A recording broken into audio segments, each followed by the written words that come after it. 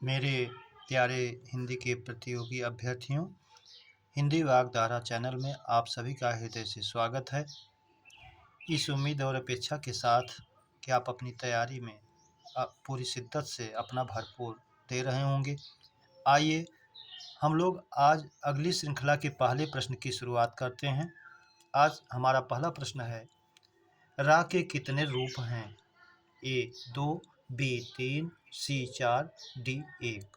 तो रा के रूप, रा तो एक अपने मूल रूप में है और एक पदेन रूप में है और एक रेफ रूप में है।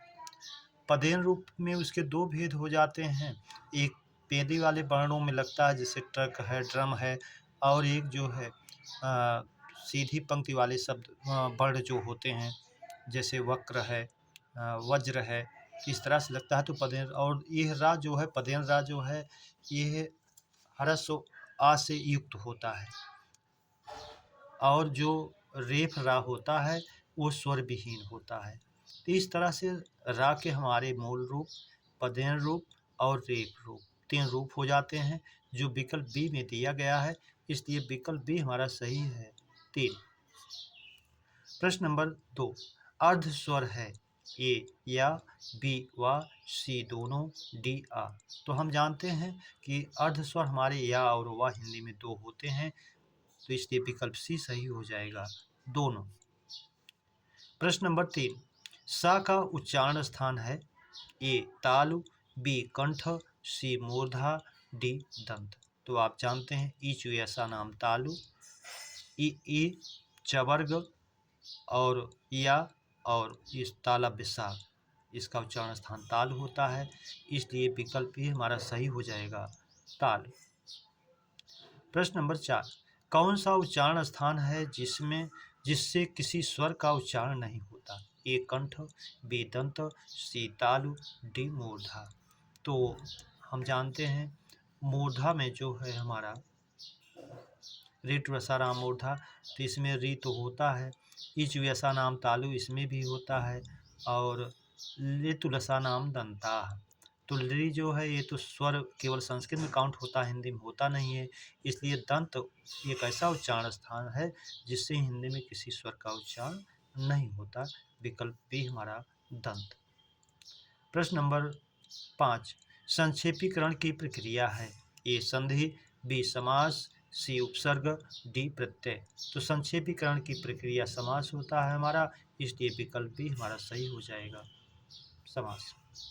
प्रश्न नंबर 6, शेर की तरह दहाड़ने वाले तुम आज शांत कैसे हो? में पदबंध है? ए संज्ञा पदबंध, बी सर्वनाम पदबंध, सी क्रिया पदबंध, डी विशेषण पदबंध। तो पदबंध आप जानते हैं ऐसा समूह पदों का जो उसकी विशेषता बता रहा हो, किसकी बता रहा है उसे हमें देखना है।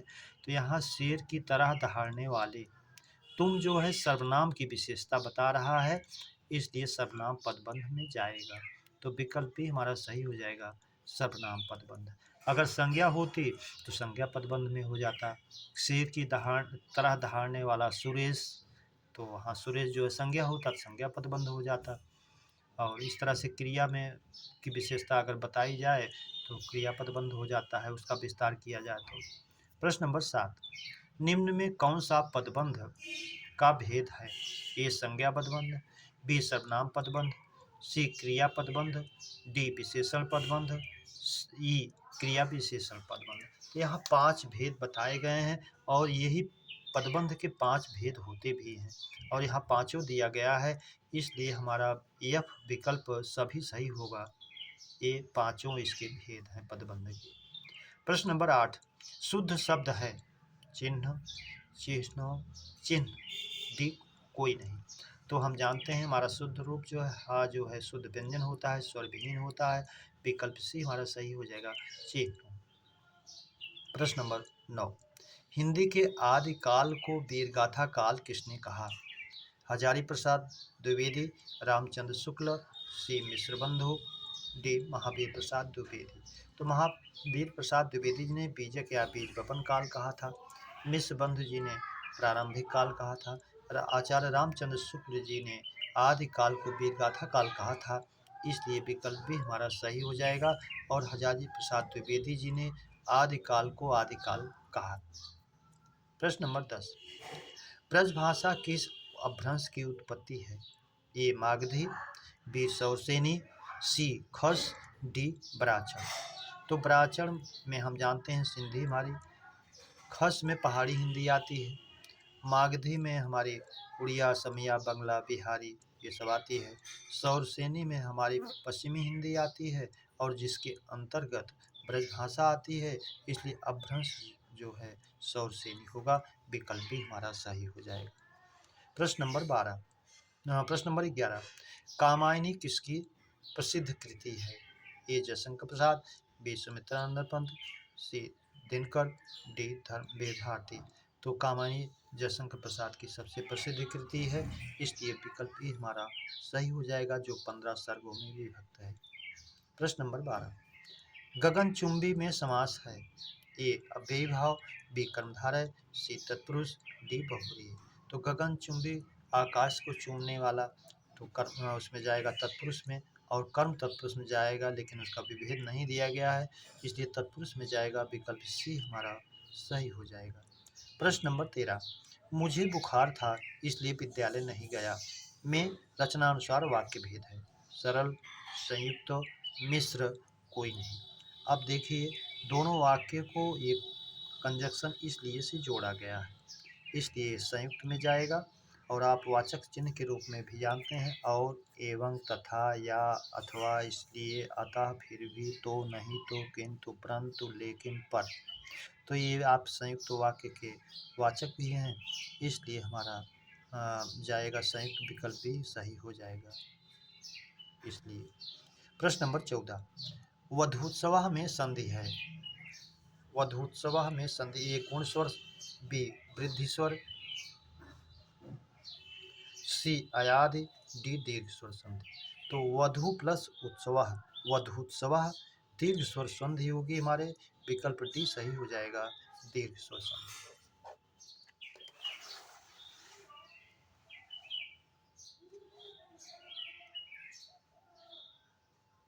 प्रश्न नंबर 15,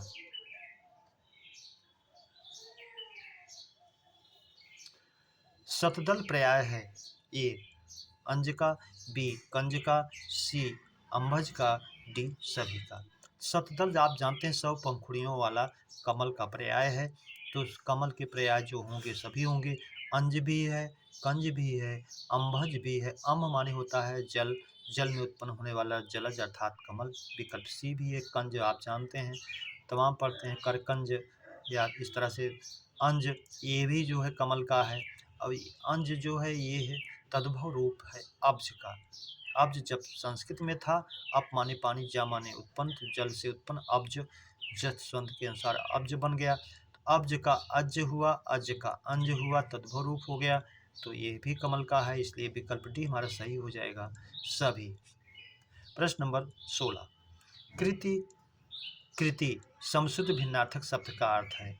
रचना, मृगचर्म, निपुण, पुण्यात्मा, दोनों, कोई नहीं। तो कृति माने रचना, और कृति माने निपुण या पुण्यात्मा। तो अब यहाँ कृति जो है रचना में जाएगा, और कृति जो है निपुण या पुण्यात्मा में होगा। विकल्प ए में रचना दिया गया है, रचना है, लेकिन मृगचर्म है, ये नहीं है। अगर कृति होता, कृति, तब मृगचर्म होता। बी में दिया है कृति माने रचना, निपुण, पुण्यात्मा, तो निपुण या पुण्यात्मा ये दोनों एक होता है, और यहाँ कृति का छूट गया है भूलवश, इसलिए आप इसको रचना में जानें। रचना और निपुण या पुण्यात्मा, कृति। विकल्प में कृति रचना तो है, लेकिन मृगचर्म अगर कृति होता तब होता। कृति माने रचना और कृति माने निपुण या पुण्यात्मा, इसलिए विकल्प भी हमारा सही हो जाएगा, निपुण या पुण्यात्मा और रचना, कृति। प्रश्न नंबर 17, करणी में प्रत्यय है? अनीय, नीय, ईय, ऋय। तो करणी में आप जानते हैं अनीय प्रत्यय है, इसलिए विकल्प ही हमारा सही हो जाएगा, अनीय। पठनीय है, करणी है, गमनीय है, इस सब में अनीय प्रत्यय। चक्रपाणि दर्शनार्थ में समास है? अव्ययी भाव, तत्पुरुष, कर्मधारय, बहुव्रीहि। तो चक्रपाणी अगर होता तो बहुव्रीहि ही होता। चक्र है पाणी में जिसके हाथ में, जिसके भगवान विष्णु का। दर्शनार्थ जो है अव्यय है, और ये चक्रपाणी में दर्शनार्थ जब जुड़ेगा अव्यय तो उस पूरे शब्दों को बना देगा अव्ययी भाव। तो चक्रपाणी दर्शनार्थ, चक्रपाण दर्शनार्थ। तो अव्ययी भाव में यहाँ अब प्रश्न उठता है कि अगर ये उपसर्ग है तो क्यों पहले नहीं लगा। तो ये अपवादिक है। जैसे इस संस्कृत में एक शब्द आप देखते हैं बहुतृण, तो बहु जो है प्रत्यय है, लेकिन आ के अपवाद में पहले लग गया। उसी तरह ये भी उपसर्ग होते हुए अपवाद में बाद में जुड़ा, तो चक्रपाणी दर्शनार्थ में अव्ययी भाव समास हुआ। विकल्प ए हमारा सही हो गया। तत्पुरुष कर्मधारय बहुव्रीहि से कोई मतलब नहीं। प्रश्न नंबर 19, ऐरावत में संज्ञा है व्यक्तिवाचक, जातिवाचक, समूहवाचक, भाववाचक। ऐरावत एक विशिष्ट हाथी का नाम है, इसलिए व्यक्तिवाचक है। विकल्प ए हमारा सही हो जाएगा, व्यक्तिवाचक। प्रश्न नंबर 20, जो संज्ञा या सर्वनाम की विशेषता बताए वह है विशेषण, क्रिया विशेषण, अव्यय, उपसर्ग। तो क्रिया की विशेषता बताए तो क्रिया विशेषण होगा, लेकिन संज्ञा सर्वनाम की विशेषता बताएगा तो विशेषण होगा, इसलिए विकल्प ए हमारा सही हो जाएगा, विशेषण। प्रश्न नंबर 21, तारों भरी रात वाक्यांश का एक शब्द है सरबरी, यामा, यामिनी, विभावरी। तो तारों भरी रात विभावरी होता है, आप जानते हैं, वाक्यांश पूछता भी है बार बार। सरबरी चांदनी युक्त रात को कहते हैं। यामिनी और यामा रात के पर्यायवाची हैं। प्रश्न नंबर 22, दोपहर का सूर्य वाक्यांश का एक शब्द है अरुण, बाल सूर्य, मार्तंड, अर्क। अर्क माने सूर्य होता है अनेकार्थी में, अरुण को बाल सूर्य कहते हैं, और मार्तंड जो है दोपहर का सूर्य होता है, इसलिए विकल्प सी हमारा सही हो जाएगा, मार्तंड। प्रश्न नंबर 23, कौन सा अनेकार्थी शब्द नहीं है? ए कंज, बी कनक, सी गो, डी नीर। तो नीर का अर्थ केवल पानी होता है, इसलिए यही नहीं है। जबकि गो गाय, किरण, इंद्री, स्वर्ग ये अनेकार्थी है। कनक सोना, धतूरा, गेहूँ, आटा, टेसू, पलाश, नागकेसर, खजूर ये सब होते हैं, इसलिए ये है। कंज जो है ब्रह्मा, अमृत, कमल, केश ये सब होता है अनेकार्थी में, इसलिए ये भी है। तो विकल्प डी ही हमारा सही हो जाएगा, जो अनेकार्थी नहीं है, नीर। प्रश्न नंबर 24, अम्बक पर्याय है ए चक्षु का, बी नेत्र का, सी नयन का, डी सभी का। तो अम्बक जो है, अम्बक माने आँख, नेत्र, चक्षु भी है, नेत्र भी है, नयन भी है, इसलिए विकल्प डी हमारा सही हो जाएगा, सभी। प्रश्न नंबर 25, बनन में बागन में बगरो बसंत है में अलंकार है वृत्यानुप्रास, शेकानुप्रास, श्रुत्यानुप्रास, अंत्यानुप्रास। अंत्यानुप्रास की बात इसमें है नहीं। श्रुत्यानुप्रास श्रुति माधुर्य की भी बात नहीं है। शेकानुप्रास एक वर्ण की आवृत्ति एक ही बार, ऐसा भी नहीं। वृत्यानुप्रास एक वर्ण की आवृत्ति अधिक बार हुई है, इसलिए वृत्यानुप्रास में जाएगा। बनन में बागन में बगरो बसंत है, विकल्प ए हमारा सही हो जाएगा, वृत्यानुप्रास। प्रश्न नंबर 26, छंद के मुख्यतया भेद हैं ए एक, बी 2, सी 3, डी 4। तो छंद के मुख्यतया दो ही भेद होते हैं हमारे, मात्रिक और वर्णिक, तो इसलिए विकल्प ही हमारा सही हो जाएगा, तो। प्रश्न नंबर 27, भरत मुनि ने रस माना ए 5, बी 7, सी 8, डी 9। तो आप जानते हैं भरत मुनि ने 8 रसों को मानता थी, शांत रस को उन्होंने रस की श्रेणी में नहीं माना था, इसलिए विकल्प सी सही हो जाएगा, 8। अनेक में मूल शब्द है अन, इक, एक, अन। तो अन प्लस एक ये उपसर्ग रहेगा और मूल शब्द एक रहेगा, और मूल शब्द ही पूछ रहा है, इसलिए विकल्प सी सही हो जाएगा, एक। प्रश्न नंबर 29, वह उसे बुलाकर भोजन कराया में क्रिया भेद है अर्थ के आधार पर, व्युत्पत्ति के आधार पर पूछ रहा है। तो विकल्प ए पूर्वकालिक, बी संयुक्त, सी प्रेरणार्थक, डी अनुकरणात्मक। तो पहले उसने उसे बुलाया, कर भी आ रहा है वाचक के रूप में आपका, फिर भोजन कराया। तो पूर्व एक कर्ता एक क्रिया पूरी कर उसे बुलाने का कार्य पहले पूरा किया, फिर भोजन कराने का बाद उसके बाद किया, इसलिए विकल्प ए पूर्वकालिक। प्रश्न नंबर 30, वह शांत था क्योंकि वह विवाद नहीं चाहता था। में अभिकारी रूप है। संबंध बोधक, क्रिया विशेषण, विस्मयादि बोधक, समुच्चय बोधक। तो दोनों वाक्य स्वतंत्र हैं, दोनों को क्योंकि कंजक्शन से जोड़ रहा है, इसलिए ये समुच्चय बोधक में जाएगा। विकल्प डी हमारा सही हो जाएगा। मेरे प्यारे बच्चों, इस श्रृंखला के प्रश्नों की चर्चा पर चर्चा हम लोगों ने विधिवत किया। उम्मीद करता हूँ इस श्रृंखला के प्रश्न आपको अच्छे लगे हों। सब्सक्राइब, लाइक और मित्रों को शेयर जरूर करें। अगली श्रृंखला के मिलने तक सभी को हृदय से धन्यवाद। जय हिंद।